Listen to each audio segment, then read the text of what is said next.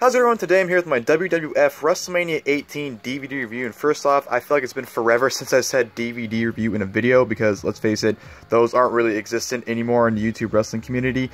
And with WrestleMania this Sunday, or a week from today actually, I thought I'd go ahead and celebrate it by watching a WrestleMania or two, or at least a WrestleMania DVD, whether it's a documentary from the True Story of WrestleMania, or at a WrestleMania event itself, maybe like a DVD or two going into this Sunday to kind of celebrate WrestleMania week. So that's why, the kind of reasoning behind this video.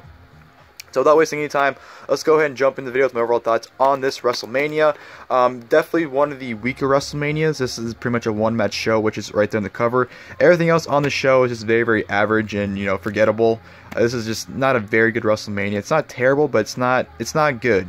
Every match on here is pretty much like a raw average match, and that's pretty much the basics of this WrestleMania. So yeah, hopefully I can skim right through, because honestly I don't have really that many thoughts on this show. So let's go ahead and jump right into it. Of course, the cover here, you have The Rock and Hulk Hogan. Of course, Icon versus Icon was the tagline for this match. WWF WrestleMania 18, the one and only Sunday, March 17th, 2002, in the Sky Dome in Toronto, Canada. You open it up, it is a 2-disc set. Of course, disc 1 right disc 1 right there, disc 2 right there. And of course, you have the insert with the listing on here, which it's funny because on this one, is it this disc or this disc?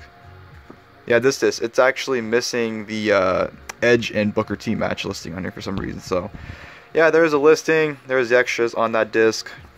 There's disc 2 and extras, and of course, this insert's known for being a poster, so you can open it up and it's pretty much the WrestleMania 18 poster. So that's pretty cool. So there's that. Let's close it up. There's a spine, WrestleMania 18 logo right there. And here you go, the back got some pictures of the event.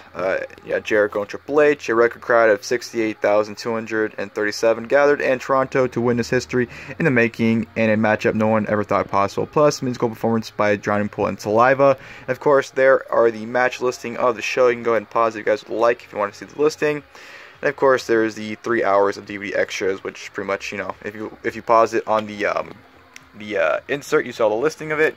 But yeah, like I said, this is a very forgettable WrestleMania. It's a one-match show, and everything else is very, very average. So, yeah, it's like I said, not a terrible WrestleMania, but it's not a good one by any means. Each match is pretty much short and sweet. It's about each match, for the most part. On the other card, you got about 6 to 8 minutes, and it was short and to the point. So, like I said, it's nothing bad, but nothing really too memorable. First match you had was the WWF Intercontinental Championship, William Regal versus RVD. RVD looked awesome in this match right from the get-go, attacking Regal, getting a close near fall, went for the 5-star frog splash. Regal got out of the way, so he avoided it. Regal, of course, got the knucks. Tried to hit RVD with it, but was unsuccessful. RVD hit a sick, beautiful thrust kick from the second rope on the William Regal in this match, and ended up hitting the 5-star frog splash at the very end to secure the victory and become the brand new Intercontinental Champion. So, solid opener. RVD looked awesome. That thrust kick from the second rope I was always a mark for, so it was beautiful seeing that. And yeah, it was a good WrestleMania opener right there. WWF European Championship match, Diamond Dallas Page versus Kristen. Fine match here, some good back and forth wrestling. It was very, very odd seeing DDP in a WrestleMania match, but it is what it is. I thought him and Kristen had some good near falls, especially some nice counters, which DDP was able to counter the kill switch, or the Imperator, whatever you want to call it. Kristen was able to counter the Diamond Cutter into an inverted DDT. So there's good stuff in this match, but ultimately DDP got the victory after Kristen was throwing his tantrum, because that was his gimmick at the time, was throwing his tantrums. DDP hit a Diamond Cutter, 1, 2, 3, retains the European Championship. So that was a fine match. WWF Hardcore Championship, Goldust versus Maven. This is probably the only bad thing on the show, honestly. It was just, nothing. The only thing noteworthy was, Goldust having a golden shovel and golden trash can, and the ending was actually them both hitting each other with the trash can lids. And then Spike Dudley right in from out of nowhere pinned Maven for the 1, 2, 3. So Spike Dudley became the Hardcore Champion, being chased out by Crash Holly afterwards. So that actually led to a bunch of skits during the show, which Hurricane Helms would then win the Hardcore title, then Mighty Molly would win it, then Kristen would win it, and then at the end, Maven would win it to escape the show. So yeah, that match ended up leading to a bunch of skits throughout the rest of the show. Kane versus Kurt Angle was a good match here. I wish Kurt Angle was in a better spot on the show, but what can you do? I thought him and Kane had a good performance right from the get-go, with Kurt attacking Kane with a bell and whatnot, getting that pressure of Kane, but Kane pretty much no-sold it and pretty much, was able to get some good offense with Kurt Angle. I thought they meshed pretty well for the most part. There were some noticeable mess ups, but I thought for the most part, you know, Kane did pretty good. You know, Kurt obviously is great, so he held his own. The athleticism of Kane definitely showed here. You know, hitting a solder block slam into a body slam, which I thought was nice, or a power slam, sorry. Kurt hitting 3 consecutive German suplexes on Kane, which I thought came out beautifully. Ended up, you know, using a tactic where he went to take off Kane's mask, which used that to his advantage to hit a angle slam for a nice near fall.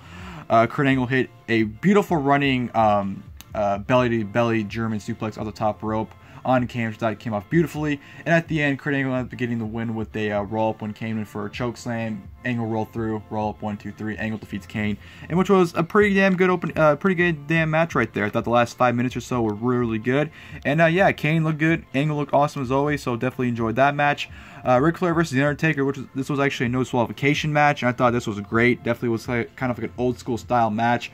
Flair was just selling the shit out of everything for Taker. You know, Taker was just portrayed such an awesome dick heel in this match. It definitely worked in his benefit. You know, Flair was busted open, he was bleeding everywhere. Any offense he had to Taker was his chops, and it really wasn't much because Taker was just absolutely just beating the fuck out of Flair in this match, and it was a lot of fun. You know, this dynamic of this match and this, you know, in this time period was definitely interesting, and I thought it meshed well for the most part. And you know, Arn Anderson coming out during this match and hitting a picture perfect, beautiful spine buster on the Undertaker, I thought was a great spot right there. But Undertaker ended up getting the victory after a tombstone pile driver onto Ric Flair to secure the victory and become 10-0 at WrestleMania at that point. So Ric Flair and Undertaker, awesome match, one of the better matches in the show. Edge versus Booker T. Nothing match here, just some basic wrestling. Booker T was portraying a face even though he was a heel at this time for God knows what reason. Hit a spin-a-rooney, Edge hit a spear, Booker T kicked out. Some nice back and forth action. Edge hit an execution at the end of the match to secure the win. So yeah, very nothing match right there. Stone Cold Steve Austin versus Scott Hall, Special Enforcers Kevin Nash. This is one of those matches where you see that it's listed and you're like, that match happened? Because even though it should be a memorable one, it's very, very forgettable. Right from the get-go, Austin's just controlling Scott Hall up until Kevin Nash gets involved, and then kind of the crowd starts to wake up. Scott Hall's getting some offense on Austin. Austin hits a stunner on Scott Hall, but when he goes for the pin, Kevin Nash, you know, pulls the referee out, so Nash gets involved, and you know, of course, there's a big brawl going on. Austin stuns Nash. Jack Doan comes in sliding to the DMs, which was absolutely beautiful slide in the ring. Nash knocks him back down, so you know the referee's knocked out again. Austin hits a stunner onto Kevin Nash, and then he hits, I believe, not 4 in a row, but at the end of it, it took 4 stunners to put Scott Hall away, including that one where Scott Hall jumped like 10 feet in the air. So Austin defeats Scott Hall. Pretty lackluster match, like I said, nothing really nothing to it. Just a whole bunch of stunners and just a whole bunch of brawling. So yeah, really nothing of a match right there. 4-team elimination match for the WWF Tag Team Championship. Billy and Chuck versus the Hardy Boys versus the APA versus the Dudley Boys. Compared to the last 2 WrestleMania tag title matches from this point, being WrestleMania 2017, this was a very boring match, honestly. I didn't enjoy it. APA got eliminated right from the get-go with a 3D from the Dudley Boys. Dudleys were just pretty much dominating the Hardys for almost the entire match. This was just Jeff Hardy selling for the most part. Jeff Hardy looked drugged out of his mind, by the way, during this match, just to point out. Dudley Boys got eliminated after the Hardy Boys eliminated them. Then came down to Billy and Chuck versus the Hardys. You know, pretty much Matt was getting the upper hand, and then, of course, when it came down to it, Billy Gunn hit Jeff Hardy with a Famouser to secure the win to retain the tag team title. So, yeah, just it went very long, too. It went like 15 or so minutes, and it definitely dragged. It definitely felt longer than that, so yeah, Billy and Chuck retain. Just a boring tag title match that just was nothing. And of course, the reason to watch the show, The Rock versus Hollywood Hulk Hogan. The crowd was so invested in this match. It's one of those matches where they didn't really do much in this match, but the crowd investment, the emotion, just the way it played out was just so good. Hogan, even though he's a heel, he's acting like Hulkamania. The Rock's being booed out of the building. You know, even though he's a face, he's pretty much being portrayed as the heel. There were some noticeable botches and some fuck-ups, you know, in the very beginning, but I feel like throughout the match's progression, they definitely started gelling better, and they ended up putting on a great match. You know, like I said, the combination of the crowd and just, you know, the crowd was eating up everything they were doing, and you got some nice spots where, you know, the Rock hits a rock bottom, then Hogan kicks out at 2 and hulks up and, you know, hits the big boot fall by the leg drop for a nice near fall. Just So much goes on in this match, and just it's an awesome watch. It truly is awesome, and you know it doesn't sound awesome on paper, and like I said, the in-ring work is actually not the best. You know, it's it's good. It's a good match, but just all the elements combined into it at once definitely makes for an awesome match, and definitely makes for the best match on the show. This is the sole reason to watch this show. The Rock versus Hollywood Hulk Hogan. Like I said, the crowd investment and just the way they're, you know, just Hogan eating it up, and Hogan just going in for business for himself and just being complete and total face, and the Rock was just in the building. It's awesome to watch, and it's really enjoyable. At the end of it, it took 3 rock bottoms followed by people's elbow for the Rock to put on Hogan. Like I said, great match here, and of course after the match, you know, Hall and Nash come out and attack Hogan. Rock's, you know, takes out Nash and Hall with Hogan, of course. Then, you know, Rock gets Hogan to do the pose and the ear thing and everything. It's a great aftermath as well. So definitely great stuff with Hogan and Rock. Like I said, the sole reason to watch that show is for that match alone. Triple threat match for the WWF Women's Championship: Jazz, Lita, Trish, Stratus. They worked hard. I can give them credit for that. You know, Lita and Trish definitely had some good interactions. There were some noticeable fuck-ups, especially on Lita's behalf, where she just fucked up almost everything she was doing, it seemed like.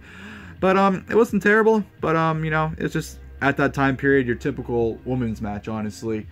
Jazz got the win after hitting a fisherman suplex off the top rope on Lita to secure the win. So that was that. Like I said, they worked hard, so I give them credit for that. And then, of course, the main event was the Undisputed WWF Championship. Chris Jericho with Stephanie versus Triple H. This was a good match, but definitely wasn't main event worthy. Pretty much it's just Jericho working on Triple H's left leg the entire time. Put him in the figure four in the post. Stephanie gets involved, you know, slaps Triple H around. It's pretty much just Triple H selling for, you know, 12, 13 minutes or so while Jericho takes control. Put him in the walls, Jericho. They actually did the spot where the match Triple H initially got injured, where Jericho put him in the walls on the announce table, but, you know, Triple H fell out of it. Went for the pedigree. You know, Jericho gave him a backdrop through the other announce table, the Spanish announce table. So that was that in the ring. Triple H got the upper hand. Gave Stephanie McMahon a pedigree in the ring. Jericho clocks him in the head with a steel chair for a nice near fall right there. Jericho goes for a I forgot what he was going for, but he went off. He did the famous spot where he goes off the second rope. Goes a lunge to Triple H. Triple H catches him in the air for a pedigree. Kicks him, hits it. 1, 2, 3. And Triple H is your undisputed WWF champion. Like I said, it was pretty much Triple H selling. Very, very just average match. You know, it wasn't bad, but wasn't main event of WrestleMania worthy. I feel like, you know, almost every Triple H singles WrestleMania main event is very, very underwhelming. Definitely is one of them. So, yeah, that was that for WrestleMania 18. Like I said, it's not a bad show, but it's definitely not a good one. Not one of the better WrestleManias. If you're watching this show, you watch it for one reason, and that's this match right here. Besides that, nothing really worth watching. But like I said, it's a fine show to sit through. It's not a torture. You know, honestly, the tag title match and the main event are the only two matches I feel like, honestly, did feel like they did drag. But for the most part, everything like I said, short and simple for the most part. Hogan and Rock, great match. Definitely loved watching that. And yeah, hope you guys enjoyed the video. If you guys did, please like below. Until next time, I'll see you guys then. Thank you guys for watching the video.